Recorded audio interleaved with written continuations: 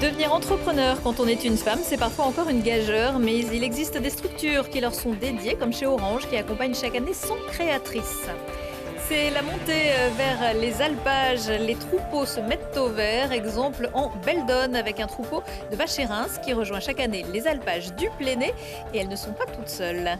Et puis le Street Art Fest Grenoble-Alpes fait son cinéma des courts et moyens métrages à découvrir en début de semaine avec 3 soirées exceptionnelles sur Télé Grenoble. Et en plein air le week-end prochain sur la Nôtre Vitesse. Bonsoir à tous, ravi de vous retrouver dans ce JT du lundi 5 juillet 2021, toutes les heures à partir de 18h, l'essentiel de l'actualité du Grand Grenoble. L'hôtel Luxe près de la gare de Grenoble évacué la nuit dernière suite à un incendie. L'ensemble du bâtiment qui abritait une trentaine de résidents, dont une grande majorité de mineurs isolés, a dû être évacué et relogé par la mairie dans le gymnase Europol. 2 personnes ont été légèrement blessées par des inhalations de fumée. Selon les premières constatations des enquêteurs, l'incendie qui a pris feu dans une chambre du premier étage serait d'origine accidentelle et dû à une plaque électrique. Le verdict du procès du meurtre d'Adrien Pérez, rendu dans la soirée de vendredi. Après un peu plus de 9 heures de délibéré, les jurés de la cour d'assises de l'Isère ont finalement condamné Younes et Yanis Alabib à 15 ans de réclusion criminelle pour violence volontaire avec arme ayant entraîné la mort sans intention de la donner et violence volontaire. Le 29 juillet 2018, Adrien Pérez trouvait la mort à l'issue d'une rixe devant la discothèque Le Phénix à Mélan, où il venait de fêter son 26e anniversaire avec des amis. Le grand frère Younes s'était accusé d'avoir lui seul porté le coup mortel, mais les jurés ont suivi l'avocat général pour qui le nombre de coups portés ne pouvait pas avoir été fait par une seule personne. Liam Adjadouri, qui comparaissait pour violence, a lui été condamné à 2 ans de prison avec sursis pour violence aggravée. Orange se presse auprès des femmes entrepreneurs. En 2019, 40% de créateurs d'entreprises étaient des femmes. Le nombre de réseaux et de structures dédiées à cet entrepreneuriat ne cesse de croître. Il en existe environ 500 sur tout le territoire. Orange se positionne par exemple dans notre région. Lilian Veillé. Et si on se servait d'avatars 3D expressifs pour entraîner ses compétences émotionnelles? C'est en tout cas le projet DemoFace, une start-up créée en 2020 pour aider les enfants atteints de troubles de l'autisme. On fait ça dans un premier temps pour les enfants autistes qui ont besoin justement d'améliorer leurs compétences à gérer les émotions, à les exprimer et à interagir avec d'autres personnes. Un projet innovant qui n'est pas isolé. Ici, au Totem, Orange et Rhône-Alpia organisent un programme pour inciter les femmes à créer leur entreprise, une formation sur la gouvernance partagée et l'entrepreneuriat au féminin. L'objectif de ce type de formation, c'est de pouvoir aborder des thématiques stratégiques ou de gouvernance, en tout cas de la réflexion, sortir de l'opérationnel et pouvoir faire grandir le projet maintenant ou plus tard. Les thèmes explorés par ces start-upeuses sont variés. Des vêtements sur mesure en fibre de bois plus écologiques et confortables, des projets de responsabilisation sociétale des entreprises, jusqu'à du e-commerce de plantes, car la France est le 2e importateur mondial de végétaux d'extérieur. Alors, chez La Pousse Verte, on veut promouvoir les plantes locales sans pesticides. Donc là, par exemple, on a de la saponaire. C'est une plante qui va faire des fleurs blanches. On peut manger ces fleurs et aussi on peut faire du savon avec la plante qui contient de la saponine. Lucie, elle aussi, a créé son entreprise à la suite de la maladie de son associé. Elle propose des vêtements très pratiques pour les personnes en traitement de cancer, qui ont souvent un boîtier sous le thorax pour faire des perfusions.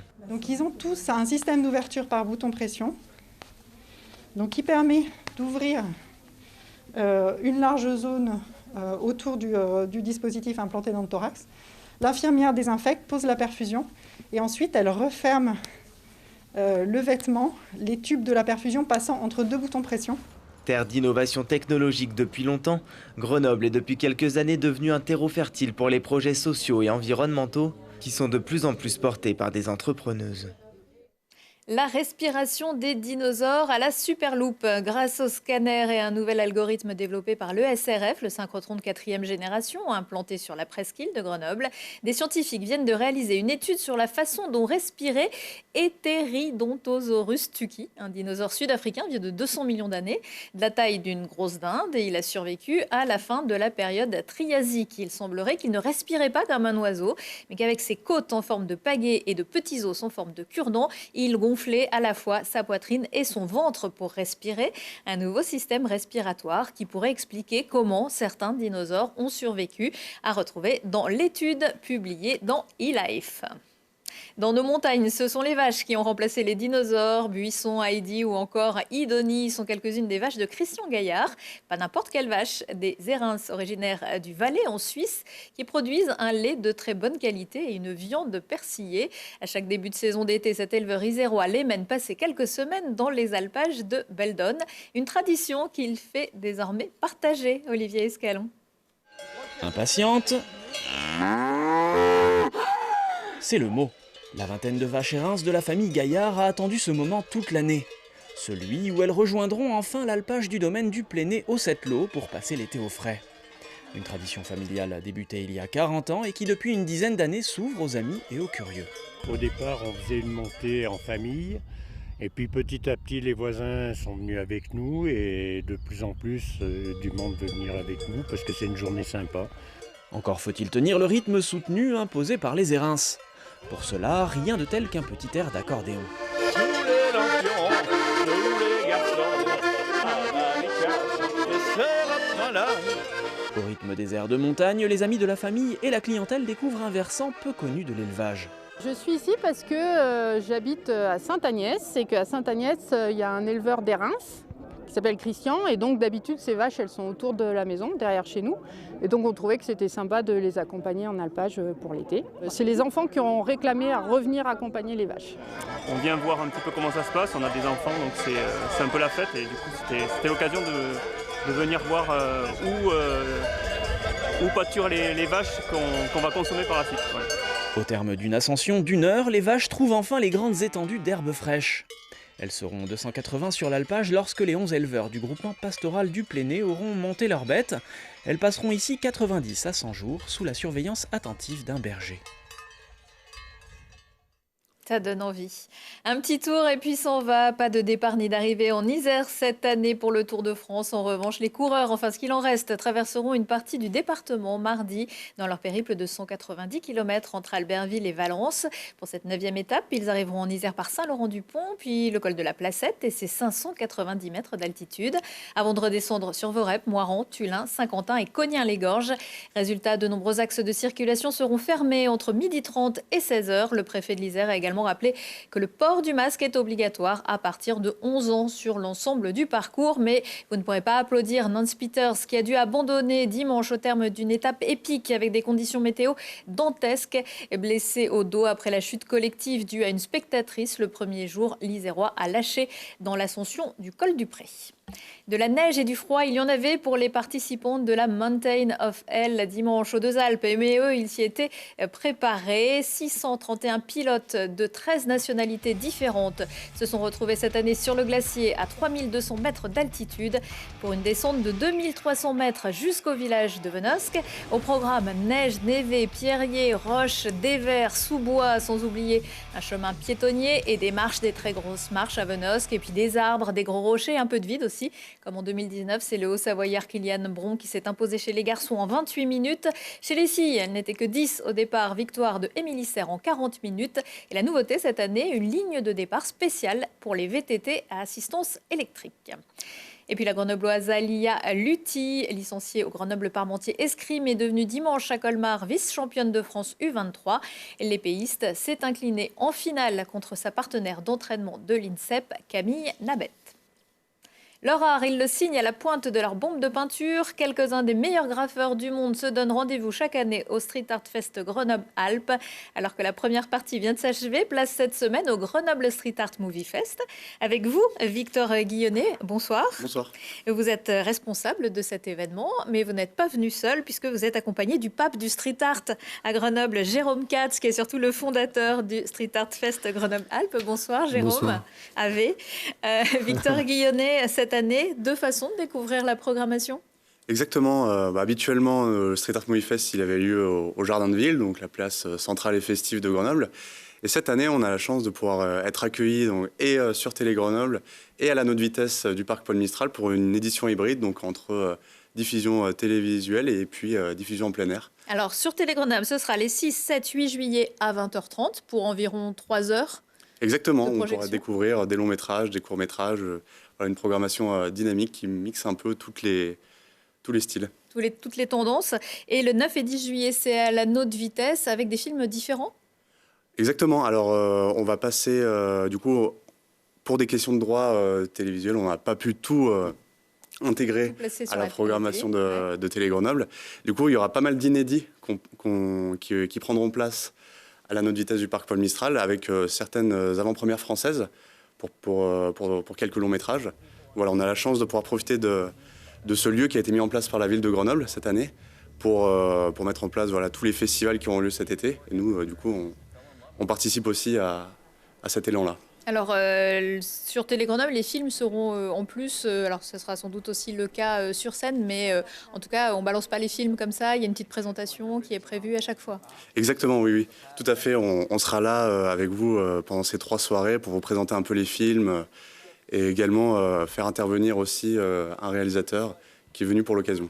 Alors, on va voir justement un petit extrait du film de ce réalisateur. Il s'appelle Mourad Sobeh, c'est bien ça ? Exactement, tout à fait, qui vient du Yémen. Voilà, il vient du Yémen. Qu'est-ce qu'il a proposé ? Alors, Mourad Sobeh, il est venu cette année faire un collage. En fait, il est venu aussi faire une conférence sur le thème du street art en zone de combat. C'est un artiste yéménite, donc qui est en exil, donc maintenant il habite en France. Et donc, on a eu la chance de l'accueillir. Il a fait un collage donc, au parking Hoche. Sur le thème des migrants. Et donc on profite aussi de sa venue pour diffuser un court-métrage qu'il a réalisé qui s'appelle Make Art Not War sur ses campagnes de street art qu'il a effectuées au Yémen. Si on ne connaît pas bien le street art, voir ce festival, c'est un bon moyen de le découvrir, ça donne des clés aussi ? Exactement, oui. À travers pas mal de documentaires, des portraits d'artistes. Il y a des films qui vont nous emmener au Liban, au Brésil, au Chili, à la découverte de scènes locales différentes, aux styles et aux enjeux différents. Et donc, avec quelques fictions aussi. Et donc, ce mix va permettre d'acquérir, comme vous dites, des clés pour comprendre ce mouvement qu'est le street art. Est-ce qu'il y a des tendances générales dans le film de street art ? Est-ce que c'est filmer une œuvre du début à la fin ? Est-ce que c'est surtout des rencontres avec les graffeurs ? Souvent, oui, on a un portrait, on a des portraits d'artistes, des portraits de lieux aussi qui sont symboliques au street art. Il y a des films aussi historiques, comme le film Wild Style, qu'on présente cette année, qui est le premier film dédié au graffiti. Et également comme je viens de le dire, des portraits d'artistes, mais aussi comme des lieux très symboliques, comme par exemple au Liban, où là... pendant la Révolution, il y a eu des street artistes qui ont eu un rôle très important. C'est intimement lié, finalement, le street art, avec une réaction presque politique. Très souvent, oui. Très souvent, donc on le voit à travers le film Le Cèdre d'Octobre, qui présente le rôle qu'ont eu les street artistes dans la Révolution au Liban. Mais également à travers le portrait d'artiste d'Ernest Pignon-Ernest, qui a effectué pas mal de collages très symboliques dans différents lieux. Notamment à Grenoble, hein. Également, oui, notamment à Grenoble et à la Villeneuve, dans le quartier de la Villeneuve, tout à fait. Est-ce qu'il y a un lien avec la programmation du Street Art Fest de cette année, des artistes que l'on retrouve ? Alors, on a parlé de Mourad Sobeh, est-ce qu'il y en a d'autres ? Tout à fait. Donc là, cette année, on présente un court-métrage sur Guido van Helden, qui sera présent du coup à la deuxième partie du festival qui aura lieu en septembre. Donc on présente un court-métrage qui parle un peu de sa manière d'aborder une fresque et le processus artistique qu'il y a derrière la création de son œuvre. Alors avant de parler de septembre, Jérôme Katz, le festival première partie vient de s'achever, ça s'est bien passé ? Oui, pour une édition Covid, ça s'est magnifiquement passé. À peu près tout comme on voulait. On a reçu quasiment 38 artistes qui sont tous repartis en disant qu'ils voulaient revenir. Donc, et qu'ils allaient dire à leurs copains que c'était formidable et qu'il fallait venir. Ça marche aussi comme ça, un peu, le festival ? Oui, forcément.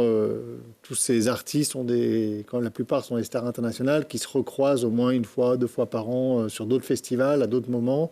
Donc, il y a une sorte de petite communauté de ces artistes qui voyagent de ville en ville pour aller faire des fresques de festival en festival.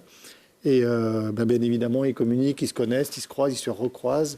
Là, c'est un peu le festival de Cannes pour le street art ? Ça nous fait beaucoup d'honneur d'entendre ça. Je ne sais pas, c'est pas le but, mais en tout cas, voilà. Et c'est quoi le but alors ? Le but, c'est de faire des œuvres pour le public. Le but, c'est d'avoir une programmation la plus éclectique possible, de faire en sorte que on construise un patrimoine collectif qui s'adresse à tous. C'est des œuvres qui sont dans le paysage urbain, 24 heures sur 24, 7 jours sur 7, gratuitement disponibles. Vous pouvez en faire ce que vous voulez.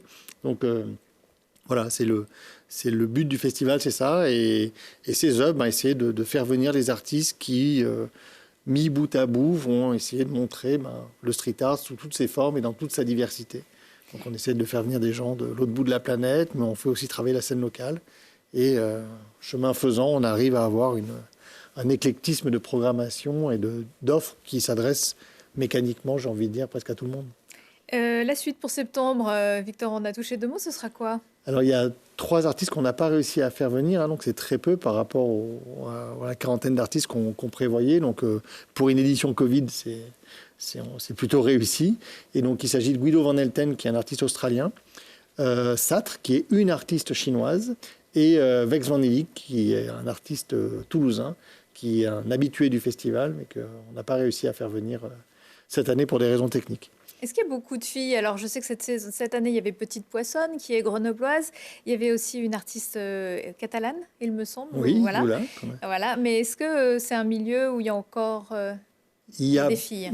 Il y a beaucoup moins de filles qui font du street art que de garçons, mais de plus en plus. Nous, quand on fait la programmation, on aime bien essayer de leur faire la part la plus belle possible. Donc cette année, il y a, vous avez cité Petite Poissonne, Lula. Il y a Iota qui est venue travailler de Belgique. Il y a une jeune artiste de Belgique, son nom m'échappe, elle est venue, Stina, qui était invitée par un artiste qu'on a fait venir de Suisse, qui nous l'a recommandé. Donc on la connaissait pas, mais on l'a fait venir. Il y a Satre du coup qui vient du Japon, et il y a Sophie Mess qui est anglaise. Donc 6 artistes qui participent cette année à l'édition. J'oublie Boy, qui est le pendant de Kissé Boy, qui est une artiste locale aussi. Donc ça fait 7 femmes qui participent. Pour un festival de street art, c'est une belle performance. Merci beaucoup à tous les deux. On rappelle le Street Art Movie Fest, c'est les 6, 7 et 8 juillet à 20h30 sur Télé Grenoble, et les 9 et 10 juillet à l'anneau de Vitesse en plein air. Prochain rendez-vous avec l'actu dans 1 heure et en replay sur télégrenoble.net. On se quitte en musique, direction Jazz à Vienne. Les spectateurs venus assister au concert de Manu Katché dimanche soir ont eu la surprise de voir débarquer son ami de 30 ans ou presque, le chanteur anglais Sting. Si vous n'y étiez pas, un extrait de sa prestation dans le Théâtre Antique à l'affiche mardi, Youn Sonna, Anne Passeo et Tigran Amzasai Trio. Excellente soirée à tous. Of too many faces, this mask I wear is one. For those who speak nothing and find out through their call. Maybe we should let love decide.